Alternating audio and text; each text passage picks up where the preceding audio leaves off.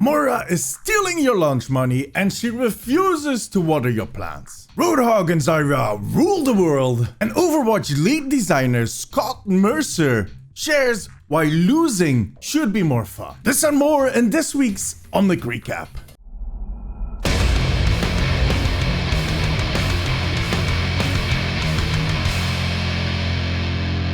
Welcome to the Omnic Recap. I am D from the Omnic Post, and every Sunday we look back at what happened this week in Overwatch. Make sure to subscribe if you want to see all of the future videos, and consider giving this video a thumbs up. Well, wait till the end. This week Blizzard took another stab at the Moira rework. A few weeks ago they added an experimental card that had people grabbing for the tar and feathers. So they decided not to move forward with those changes. Check this video for more details. This week they're back with another Moira experimental card, and while this still has the basic philosophy of the previous card, the execution is quite different. Biotic Grasp still has its angle reduced by 37%. This change was already in the previous card. It just forces Moira players to aim a little closer. Nothing too big. Fade was the one that got everybody riled up last time. In the previous version, the end of her Fade ability gave every ally in a 6-meter radius the same advantages as she gets. So it blocked all the damage for 1 second, cleansed all the debuffs, and freed you from Graph or Graphitic Flux, which was huge! This time around, it only phases those allies out, which makes them invulnerable for 1 second. No cleansing, no freeing. On top of that, the cooldown was increased from 6 to 8 seconds. This buff has great potential. And when it makes it to the life cards, we'll get to see that. But that might not happen because there's another buff that is in dire need of some tuning.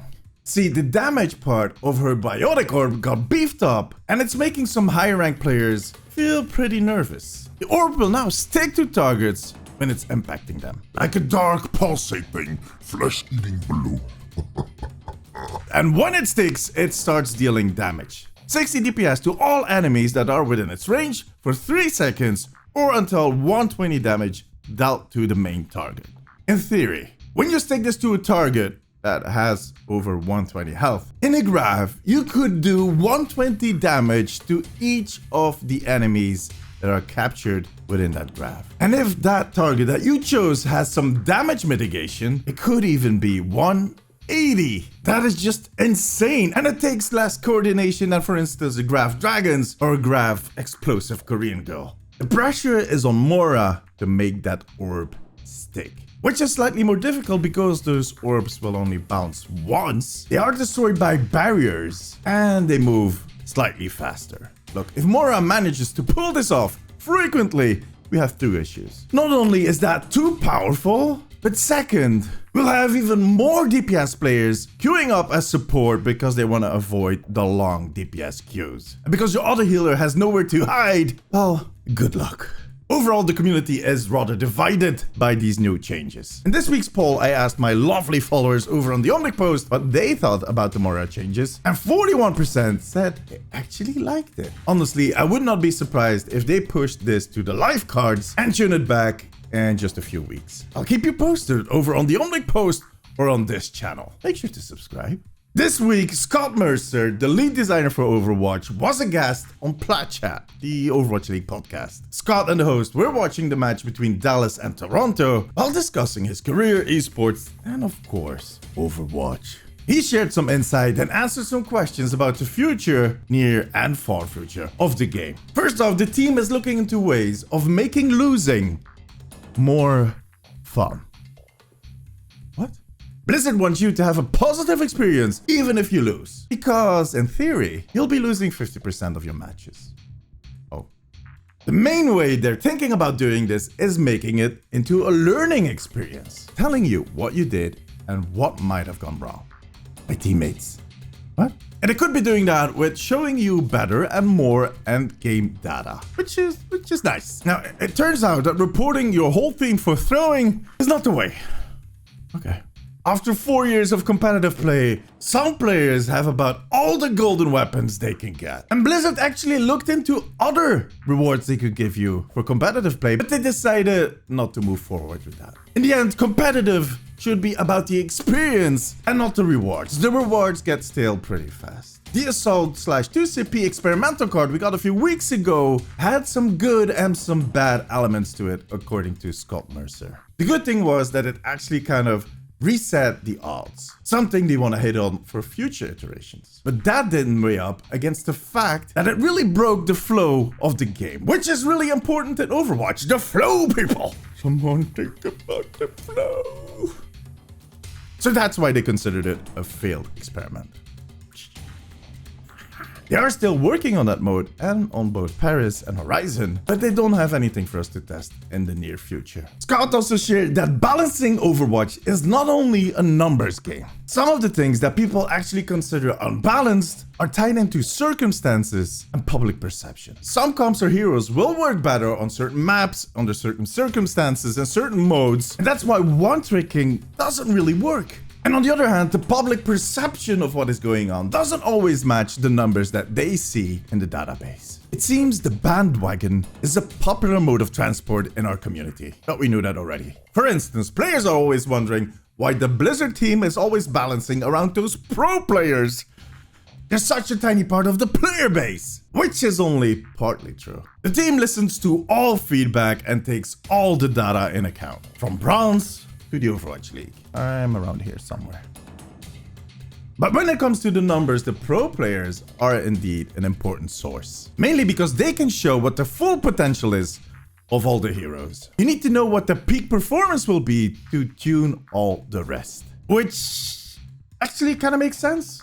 What do you think? Anyways, we should not underestimate how difficult it is to balance this game. And it won't get any easier with all the new heroes, all the new maps, all the new modes in Overwatch 2. Remember that game? Talking about balancing, this was the first full week of the big double shield nerf. Last week I already talked about the triumphant return of Roadhog and the downfall of Orisa. During this week, it has become increasingly clear that the main tanks are suffering. And so are the supports. This new meta makes it more difficult for them to keep everybody up and for themselves to survive. They have nowhere to hide. In the past, Blizzard has commented that they want to push Overwatch more into an FPS direction and make it less of a MOBA. So this might just be the first step in a bigger plan, but we might have to wait till Overwatch 2 to see how they'll deal with main tank viability and support survivability. And until then, Roadhog is king. Yeah! And Zarya is the queen. Hoorah! Those two would have some really weird-ass babies. And about Overwatch 2, next Thursday, Gamescom is starting. As I mentioned last week, Blizzard will be part of the digital event, but up till now they have not shared any information about what they'll be talking about. Either it's going to be an early BlizzCon, or it's going to be a huge dud. Best case, we get a new trailer, new heroes, new maps, new modes, and even a beta start date somewhere in the next weeks. Worst case, we get to see a picture of Jeff in his speedos and holding up a sign that says Reinhardt dies in Overwatch 2. Traitor! Oops. Whatever it is, we'll know by next weekend. Anyways, that was it. If you like this video, give it a thumbs up, make sure to subscribe and hit the little bell icon so you get notified every time I upload a video. Check out my other channels, the Pop Freaking Noob, where I talk about Funko Pops, and ATOMIIXVLOGS featuring tech and travel videos. Follow the Omnic Post on Instagram and Twitter for the latest updates on Overwatch, and you can find me on those same platforms as ATOMIIXTV. Remember, ATOMIIX is with 2 eyes. I stream 5 days a week on twitch.tv/ATOMIIXTV, and as always, all of those links are in the description below, so get scrolling. Thank y'all for watching, see you next week! Bye-bye.